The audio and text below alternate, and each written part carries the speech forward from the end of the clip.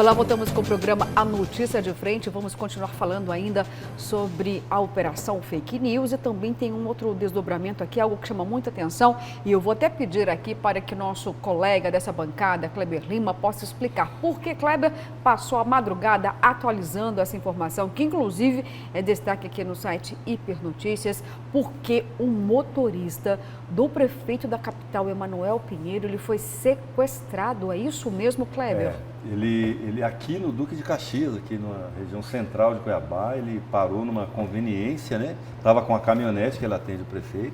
Não sei se a caminhonete é da prefeitura ou é do prefeito, provavelmente da prefeitura. Uma Hilux preta, né? E ele parou numa conveniência para comprar alguma coisa e foi rendido a hora que ele retornava para o veículo por dois bandidos armados. E o detalhe importante desse acontecimento, talvez tenha salvo a vida dele, foi que um entregador de pizza viu o que estava acontecendo e acionou a polícia imediatamente, né? E achou-se que se tratava de ou um assalto ou um sequestro, relâmpago, algo do tipo naquele momento. Foi por volta de 9, 10 horas da noite, mas a notícia começou a circular, já era 1h da manhã. E há pessoas muito próximas ao prefeito chegaram a trabalhar com a informação, Daniel, que ele havia sido morto, porque encontraram um corpo assim, muito próximo do local. Duque de Caxias, Jardim Mariana, era só atravessar a rua, né? Assim, uma avenida. Acredito que aqui, Mariana, eu não estou assim, com muita segurança de dizer onde que era. Hã? Jardim Mariana? Acho que É um pouco atrás ali do Parque Bonifácio. Por ali, pelo Duque de Caxias, né? Sim. Então, assim, muito próximo. Encontraram um corpo com características semelhantes ao do Anderson, né? Nós temos a imagem aí, Luciana? Olha, eu tenho aqui do site Hipernotícia com uma foto pequena que está juntamente o Anderson aqui com o prefeito da capital. Vou pedir para a nossa técnica aqui colocar essa foto, mesmo essa imagem pequena. E eu fiquei aqui lamentando essa notícia, Kleber Lima, porque o Anderson já foi nosso colega de trabalho aqui no Grupo Gazeta. Muitos anos o Anderson também foi motorista da minha equipe. Eu fiquei externada com essa situação e confesso que meu coração quase parou quando, ao final da notícia, diz realmente da localização desse corpo, que houve até a suspeita de que poderia ser o Anderson. A gente teve um probleminha lá, mas se possível a gente vai colocar ainda imagem aqui do Anderson, tá? Tem uma foto aqui do Anderson junto com o prefeito da capital, Emanuel Pinheiro, para que você possa entender melhor de quem nós estamos falando, tá? Então esse é o Anderson. Infelizmente, até esse momento, ele continua desaparecido. Não, foi localizado. Isso é a informação que eu quero. Por volta de 3h30 da manhã, ele foi localizado, ele foi abandonado com vida, graças a Deus, ali na saída para Cáceres, nas imediações do trevo de acesso a Livramento e Poconé, ali, 070, né? Então, assim, não tem chance de erro. O roubo foi para levar esse veículo para a Bolívia para trocar por droga. Não tem nenhuma associação, então, com a Operação Fake News? Não. Nenhuma relação. Foi um dia negro ontem, então, de fato, para o prefeito Emanuel Pinheiro. Eu não gosto dessa expressão, desculpa, você sabe. Mas é que... Um dia ruim, foi um né? dia ruim, foi um dia difícil, Kleber Lima. Difícil. Sem preconceito também. Isso aí.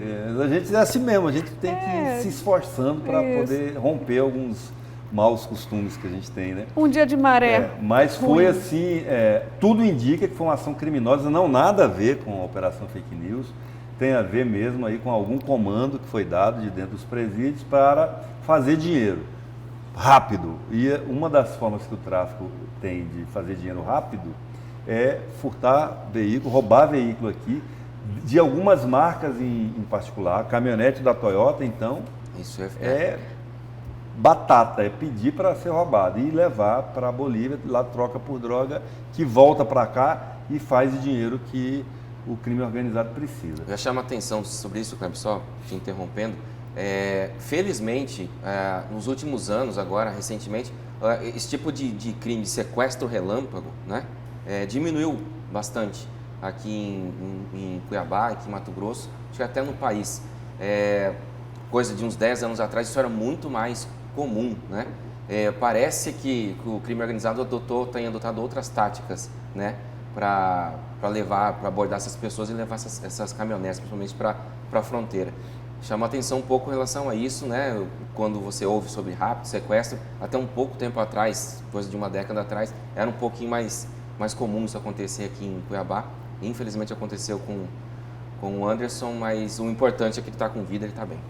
E eu acredito, Daniel, que essa redução desses crimes é em razão da melhora da legislação, né? Os bancos já não fazem mais, até o Pix, né, que estava aí meio liberadão, agora já tem limite de transferências na madrugada, isso tudo para dar mais segurança para as pessoas. Nos bancos, mesmo no caixa eletrônico, houve um tempo que se você fosse lá no caixa eletrônico, você podia transferir... As saidinhas de banco. Né? Aí o que os bandidos faziam? Iam com a pessoa lá, né?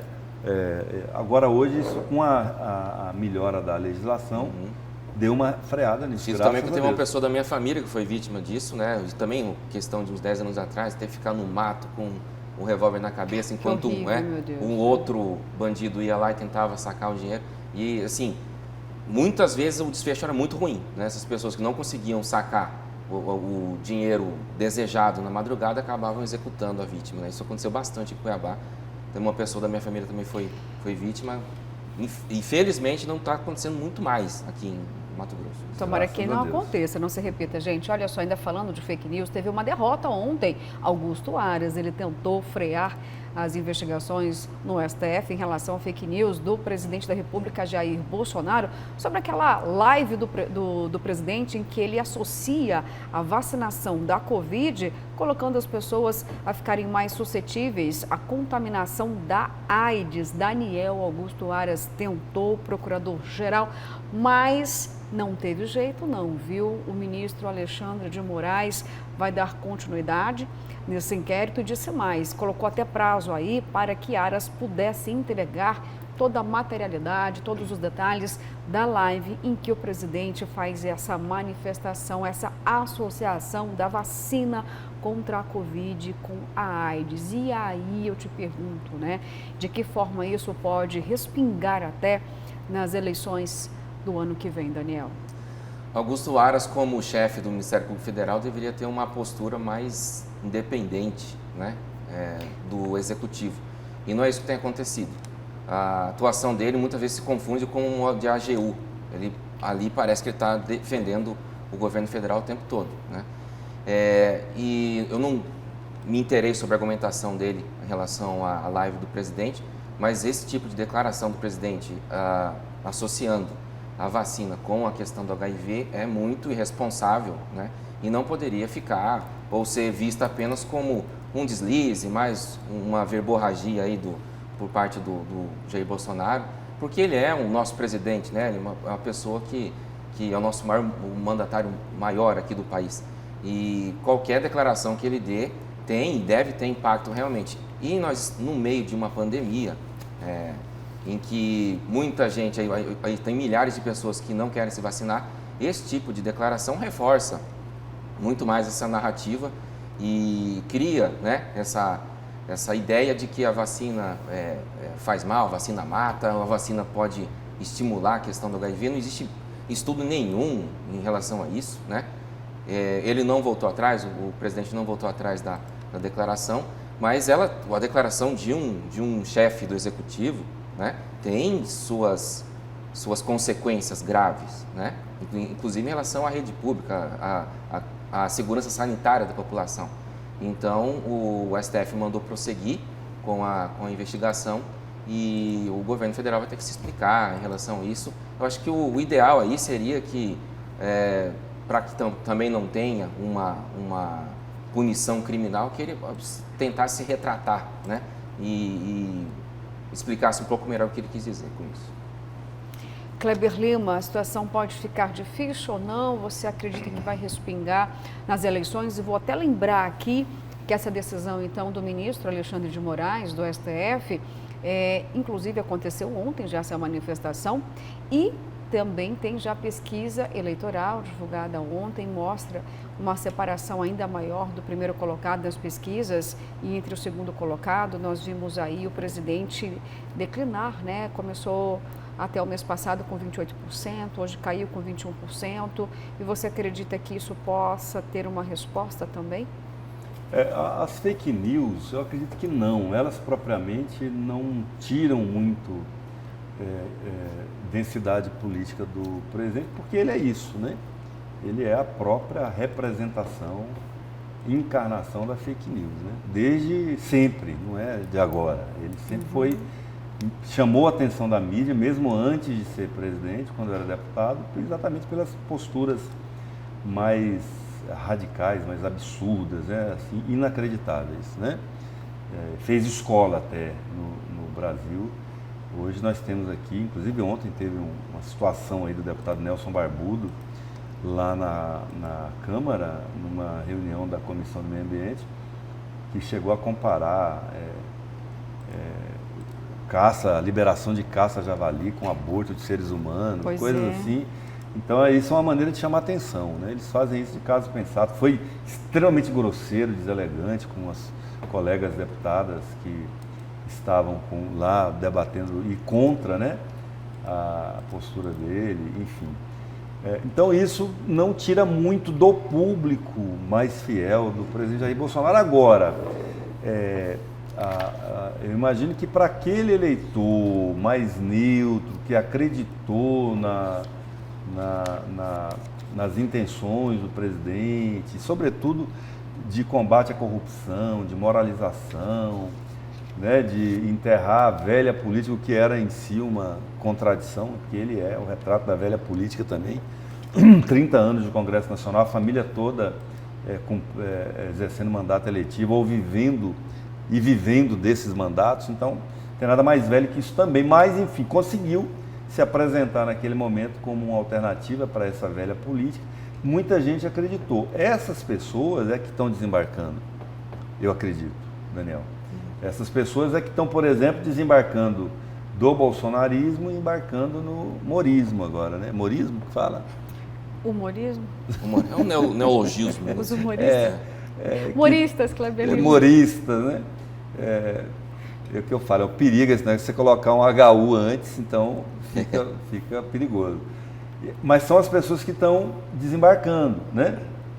Ainda tem um outro conjunto de pessoas que também está desembarcando, que eram aquelas que foram agregadas pela presença do ministro Guedes, né? O ministro da Fazenda, junto, que acreditavam num modelo mais liberal da economia, que também não está dando resultado. Talvez esse também seja um dos principais motivos da desintegração da popularidade das intenções de voto do presidente, porque até que hoje tem uma notícia, né, boa assim, em relação à economia, que é redução de 10 centavos no preço dos combustíveis lá na refinaria. Ainda não chegou, mas deve chegar na bomba, né, para os consumidores. Eu não sei por quanto tempo dura, se vai refletir alguma coisa, mas não deixa de ser boa. Qualquer. Tem gente que gosta de falar assim, alguns economistas, que para melhorar precisa parar de piorar, né?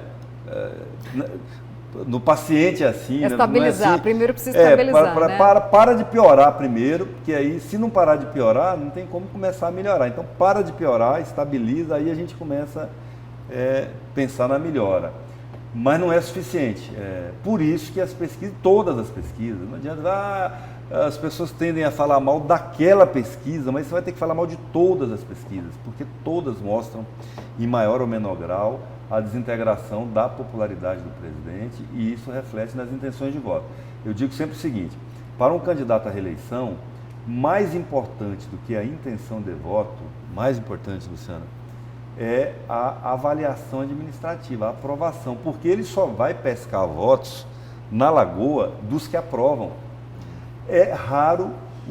São raros os casos em que as pessoas votam em quem reprovam. Acontece, já aconteceu, a gente já lembrou aqui até do Murilo Domingos ali em Várzea Grande, que tinha uma rejeição de 90% e acabou ganhando a eleição porque no processo da campanha eleitoral houve uma aliança política do seu principal adversário que causou uma rejeição maior, uma indignação. Sim. Na época. Né? Júlio Campos e Maxwell Leite. Isso. Júlio Campos e Maxwell. Aquela aliança não passou foi na garganta. Foi indigesta para a população. Foi indigesta e revoltou o eleitor, então ele acabou atenuando, né, ou redimindo o Murilo Domingues, reabilitando o Murilo Domingues naquele caso.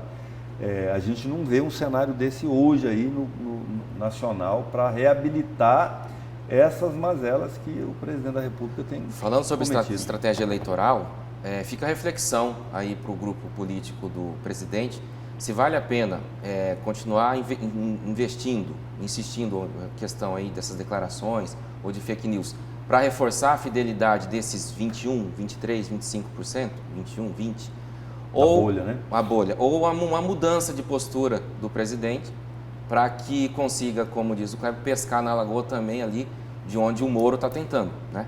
Porque, ao que tudo indica, esse voto da direita ali vai ser bem dividido, né?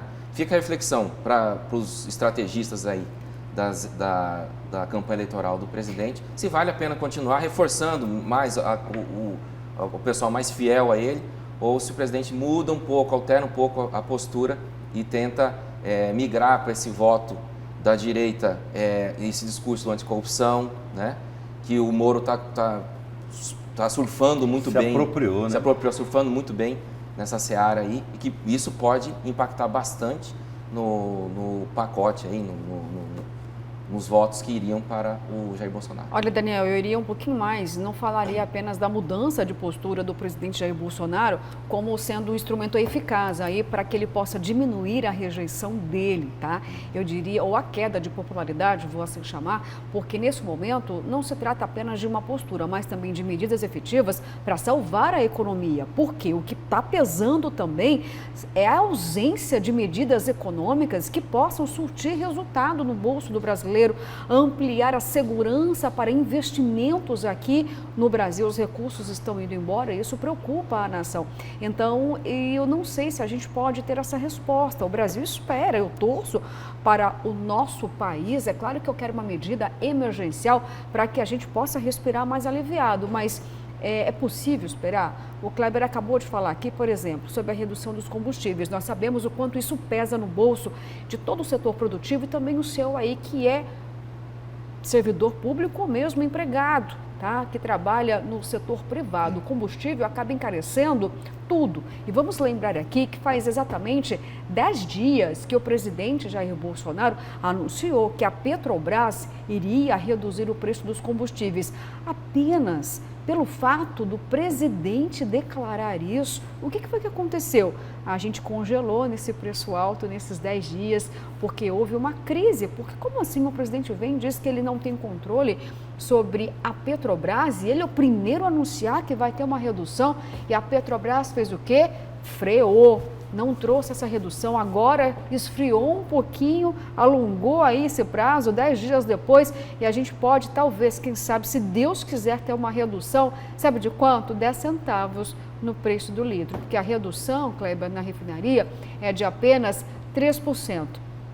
E diante de tantas altas consecutivas, nós temos uma majoração 70%. aí que chega a 70%, né? Enfim, então o que eu estou dizendo é o seguinte para o presidente, não estou fazendo crítica não, gente, estou tentando fazer aqui uma leitura. Não é só mudança de comportamento, mas sim uma política econômica eficaz para poder fazer com que a situação melhore. E aí eu vou lembrar o que está vigorando hoje por conta do STF tocar essa investigação da fake news, aí eu digo, que postura o presidente deveria mudar? Porque essa live que vai dar dor de cabeça para o presidente da República aconteceu no mês de outubro, ou seja, no mês de outubro ele tinha uma postura ainda que trazia problemas para ele, porque ele nessa live, eu acompanhei essa live, não sei se você viu, Kleber, ou se você viu, Daniel, até porque essa live foi retirada das plataformas, justamente porque pelo motivo da declaração do presidente. O planeta inteiro, praticamente todos os presidentes estavam incentivando a população a se imunizar. Era um clamor. Aí vem o presidente do Brasil. Nós temos 210 milhões de habitantes, colocando em questionamento mais uma vez, não somente a eficácia da vacina, mas colocando uma dúvida ali na cabeça da população. Será que se eu tomar a vacina contra a Covid, de fato eu posso ter AIDS? Ou seja, é um chefe de uma nação fazendo uma declaração. Não é uma pessoa qualquer, desconhecida, que não vai trazer impacto para a sua opinião que está falando. E ele nem leu, ele pegou um documento e disse, olha, não vou nem falar disso aqui não, porque depois vão brigar comigo. Mas aqui, ó, tá falando que a vacina pode fazer com que a pessoa contraia a AIDS. Opa, peraí. Então, ou seja, é uma fake news. Ele fez a tática daquela do Jô Soares, lembra? Quando ele falava assim, sem querer interromper, mas já interrompendo, né? A mesma coisa, sem querer falar, mas já falando e tal, enfim. Concordo com as suas palavras, Luciana, mas eu quero também, assim, tentar responder um questionamento que o Daniel trouxe aqui, que é o seguinte.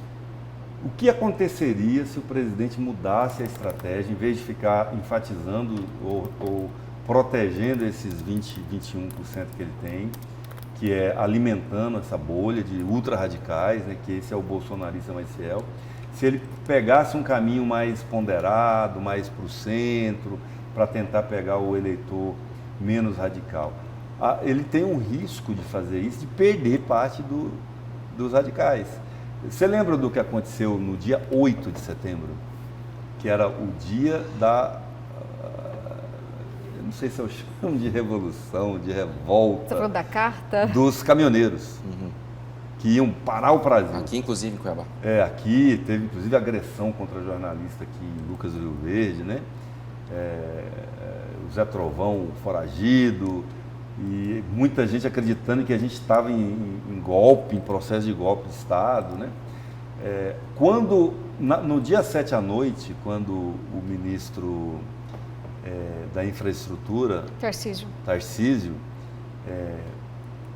gravou um vídeo falando em nome do presidente. Não, o presidente não quer isso, para. As pessoas não acreditavam. E o presidente não quis ir ele falar, porque ele sabia que se ele fosse por a cara, ele foi o maior incentivador.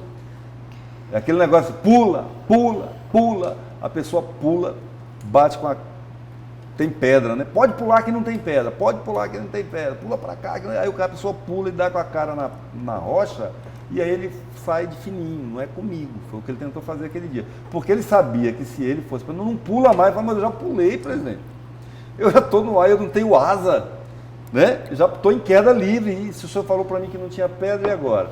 O Zé Trovão chegou a falar isso, olha, tudo bem, eu vou pular, ele usou uma expressão muito parecida com isso. Eu só quero que vocês cuidem dos meus depois. Foi mais ou menos isso que ele falou. E ficou na saudade também.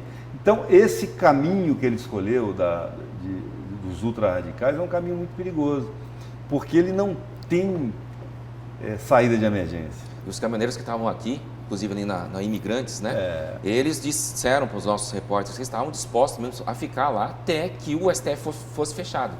Né? Então eles compraram bastante essa narrativa. Falaram, vai acontecer um golpe, nós estamos aqui para dar suporte para o governo federal. Né? E muitos não acreditavam que o presidente tivesse mudado a orientação. Exato. Não acreditavam, não é verdade. Entendeu? Então, esse caminho é perigoso. Eu receio que se ele se transfigurar muito, se tentar virar um cordeirinho agora, ele perde os radicais e não ganha. Então, mas a questão não é essa. Se ele pode tentar reforçar esses 20%, mas ele reforçando os 20%, ele perde a oportunidade de chegar a uns 30%, 35%. Pois é, aí o cálculo que eu acredito que eles estão fazendo é se esses 20%, 25% são suficientes para ir para o segundo turno. Pois é. Aí significa o quê? O Moro não pode crescer muito, senão ele... Ótimo. Com essa frase aí, eu vou encerrar esse bloco para a gente retomar essa discussão da pesquisa daqui a pouquinho. Pode ser combinado, Daniel? Combinado, Kleber Lima? Tem uma dúvida aqui, viu, gente? Goiaba. É goiaba. 7h04. Vamos diretamente agora para a Avenida Miguel Sutil, bem pertinho ali, bem na rotatória mesmo do Centro de Eventos do Pantanal, que logo receberemos uma obra ali para melhorar ainda mais o tráfego nessa principal avenida daqui de Cuiabá. Vamos lá, gente, voltamos daqui a pouquinho.